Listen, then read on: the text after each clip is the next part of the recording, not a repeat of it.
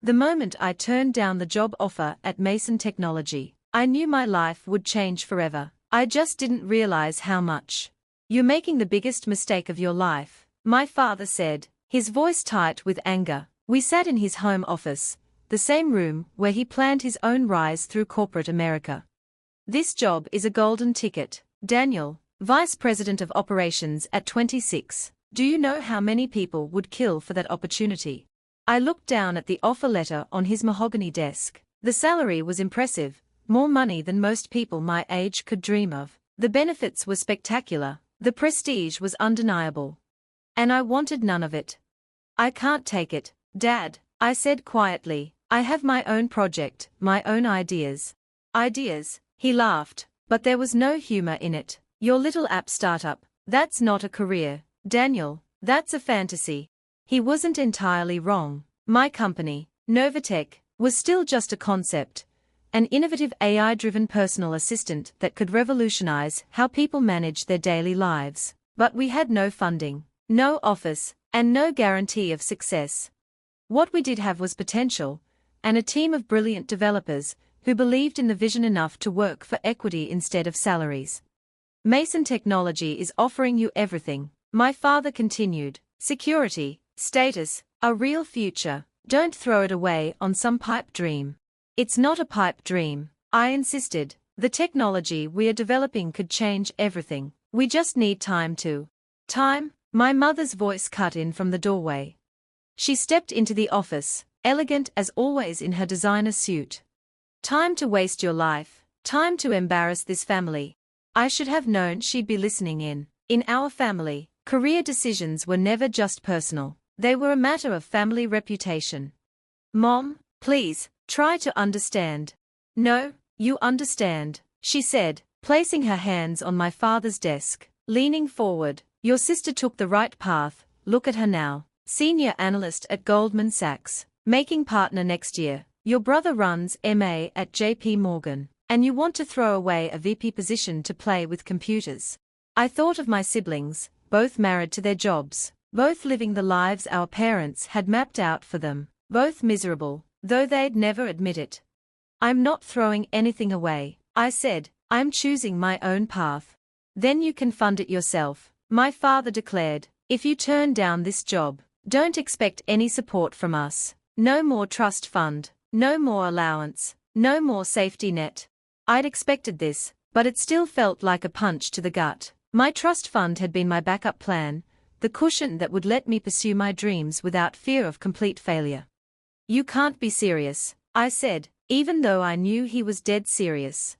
He pulled out a document I recognized, my trust fund agreement.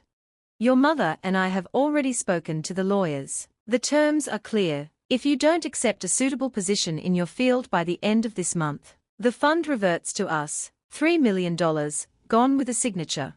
My mother touched my shoulder, her voice softening. "Darling, we are doing this for your own good. Take the job at Mason, join the real world. In a few years, you'll thank us."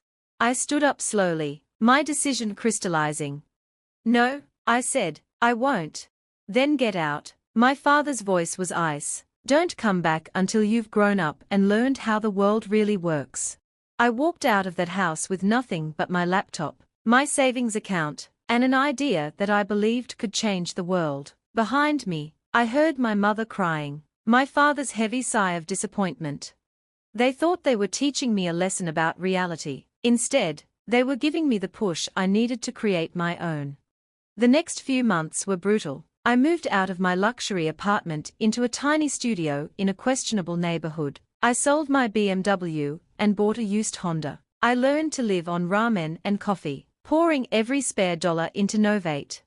My team worked out of my apartment, crowded around a folding table I'd bought at Target. We coded for 18 hours a day, subsisting on energy drinks and determination.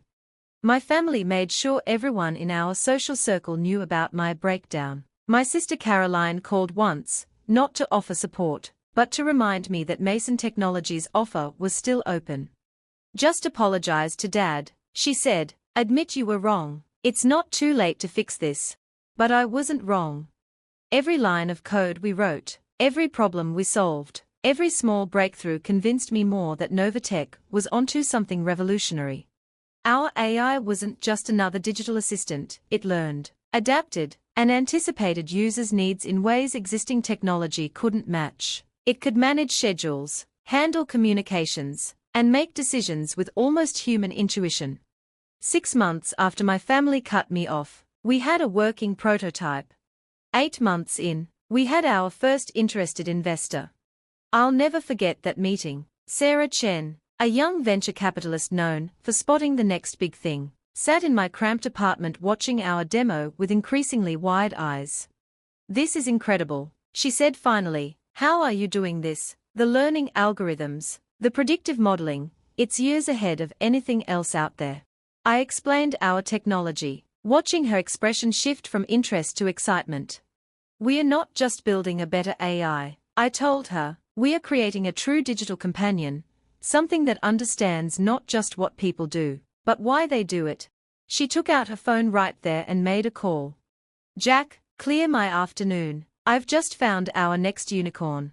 2 days later, we had our first round of funding, $5 million from Chen Ventures, enough to rent real office space, hire more developers, and start turning our prototype into a real product. I wanted to call my parents, to show them I hadn't been chasing a fantasy, but pride stopped me. They'd chosen not to believe in me. Now I had to prove them wrong, not just for myself, but for everyone who'd ever been told their dreams were too big.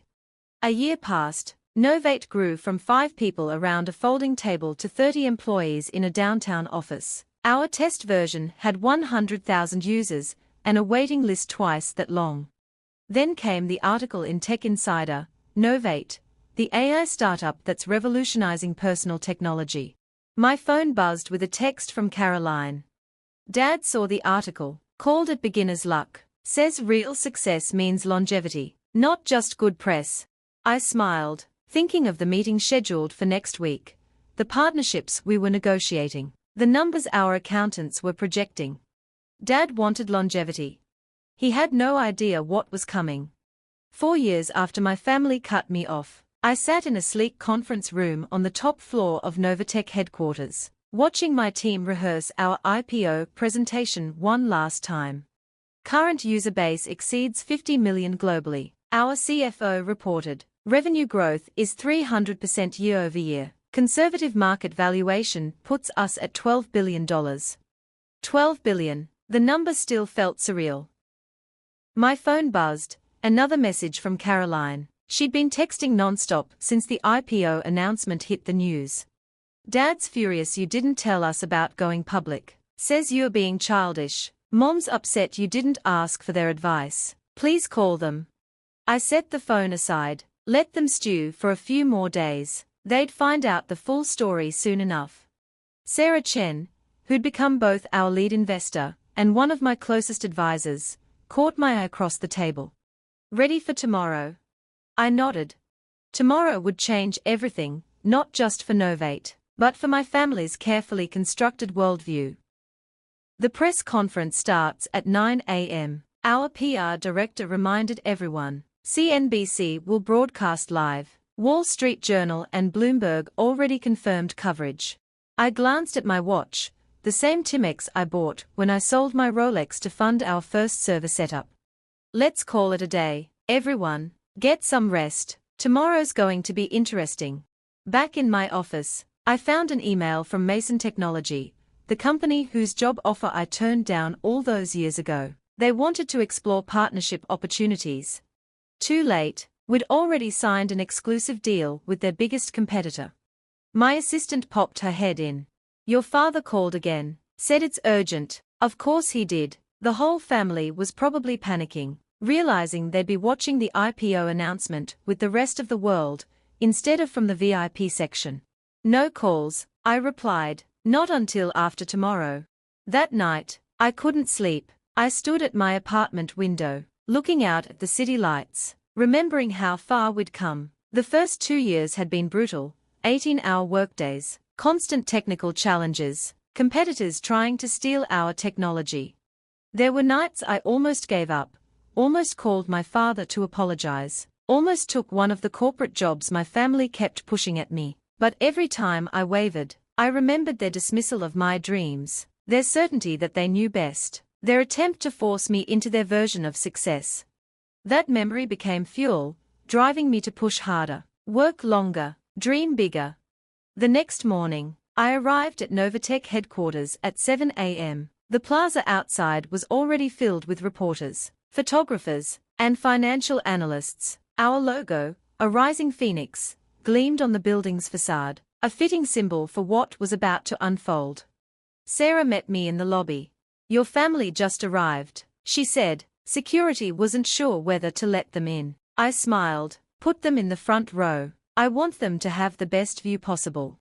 The auditorium was packed. In the front row, exactly as I requested, sat my parents, Caroline, and my brother Michael. They dressed for success, designer suits, perfect hair, carefully crafted expressions of family pride, as if they'd supported me all along. At exactly 9 a.m., I walked onto the stage. Camera flashes erupted. The room fell silent. "Good morning," I began. 5 years ago, I made a choice that many people thought was foolish. I turned down a prestigious corporate position to pursue a dream. Some called it a fantasy, others called it career suicide. My father shifted uncomfortably in his seat. Those people were wrong. Today, Novatech is revolutionizing how humans interact with artificial intelligence. Our technology is used by 50 million people worldwide. Our partnerships include some of the largest tech companies on the planet. I clicked to the first slide, our financial projections. Novatech's initial public offering values the company at $15 billion. The room erupted in murmurs. I saw my mother's hand fly to her throat. Caroline dropped her phone. "But this isn't just about money," I continued. "It's about vision, about believing in something when no one else does, about creating technology that makes people's lives better." I clicked to the next slide, our corporate giving program. That's why I'm announcing that 20% of Novatech's IPO proceeds will fund scholarships for young entrepreneurs, people with dreams that might seem impossible, people who need someone to believe in them. The applause was thunderous. In the front row, my family sat frozen.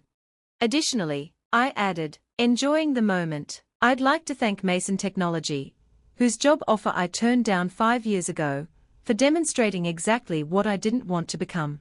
After the presentation, as reporters swarmed and congratulations poured in, my family approached the stage. They looked shell-shocked, as if they'd wandered into an alternate reality. "Daniel," my father's voice had lost its usual authority. "Son, we had no idea, really." I raised an eyebrow. "I tried to tell you, multiple times, you didn't want to listen. We were just trying to protect you," my mother interjected, "to make sure you had a secure future." I gestured at the auditorium, the reporters, the stock ticker already showing Novatech's soaring share price. "How's this for secure?" Caroline stepped forward, her Goldman Sachs confidence notably diminished. "We should have supported you. We were wrong." "Yes," I agreed simply, "you were." Perhaps my father cleared his throat. "We could discuss this over dinner. As a family, I know several excellent investment advisors who could help you manage your new wealth." I held up a hand, stopping him. "No thanks, I have an excellent team, including the same lawyers who helped you cut off my trust fund 5 years ago." His face reddened. "Son, about that. Water under the bridge," I said, "though you might be interested to know that those $3 million you took back, they'd be worth about $90 million today if you'd left them invested in Novatech's first round." The look on his face was worth every cup of instant ramen I'd eaten, every sleepless night I'd worked, every moment of doubt I'd pushed through. Sarah appeared at my elbow. "Sorry to interrupt, but Google CEO is waiting for our call." I turned back to my family. "If you'll excuse me, I have a company to run. I'm sure you understand, being successful businesspeople yourselves." As I walked away, I heard my mother's shaky whisper, "What have we done?" Later that evening, after the stock had closed at twice its opening price and the champagne had been drunk, I sat in my office holding my old trust fund agreement. The paper that had once seemed like a death sentence now felt like a gift. My phone buzzed with a text from my father. "We are proud of you. Son, ready to be part of your life again whenever you're ready. I didn't respond. Instead, I signed the final document on my desk, the paperwork establishing the Novatech Innovation Fund, dedicated to supporting entrepreneurs whose families wouldn't. Sometimes, the best revenge isn't proving people wrong, it's succeeding so spectacularly that they have to live with the knowledge of what they threw away. My assistant knocked on the door. Tomorrow's schedule is packed. Meetings with Microsoft, Apple, and 3 major investment banks. I nodded, finally ready to toss the trust fund agreement in the shredder. Let's show them what else they missed out on. The next morning's Wall Street Journal headline said it all. Novatech IPO creates new tech billionaire family who cut him off missed out on fortune. But I wasn't done yet. This was just the beginning. Because success, real success, isn't about proving your worth to those who doubted you. It's about proving it to yourself.